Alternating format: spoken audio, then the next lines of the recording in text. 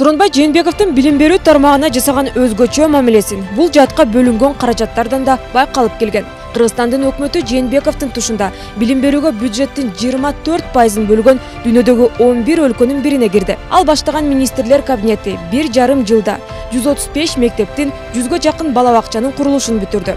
Жаңыдан салынып жаткан мектебибиздин пайдубалы акырындык менен көтөрүлүп келе жатат.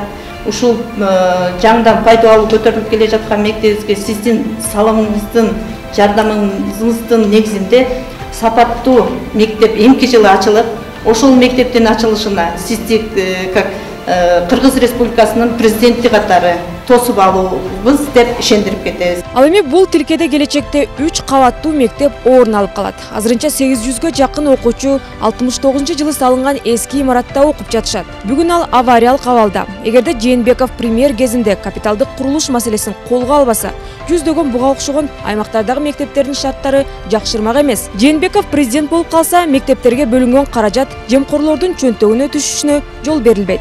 В Кыргызстане с повестки 95-го года.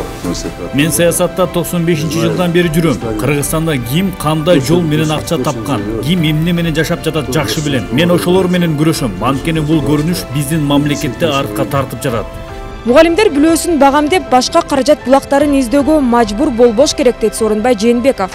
Бул кесиптин престижин арттыруу үчүн мугалимдердин эмгек акысын көбөйтүү дагы анын башкы максаттарынын бири. Мен өмүрүмдө эле көп эле убада берчү эмесмин, мактанчу эмесмин, унчукпай эле иштей берчүмүн. Иштей берчүмүн. Мына бир айтып атат, мугалимдердин айлыгы мен 25 миң сом деп айтып атат. Мен айтып атам, 26 миңден кем болбойт мен болуп калсам. 30дан жогорулуп атам. Ошон үчүн мага добуш бере бергиле.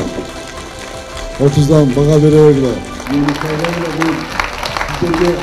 Менин максатым, мурун мугалим болуштагенмин. Максатым şu Kırgızistan'daki en jogorку айлык алган бул мугалим болуш керек, ушуга жеткириш уматтагы болгондар. Мурат коллегалар, эң семьялык максатым ушул. Сооронбай Жээнбеков эмгек акыны көтөрүү тууралуу кесе айтып жатканынын дагы жөнү бар. Талапкер бюджетти толтуруу жолдорун билет жана алдыга койгон пландарын ишке ашыра аларын өз тажрыйбасында көрсөтө алды.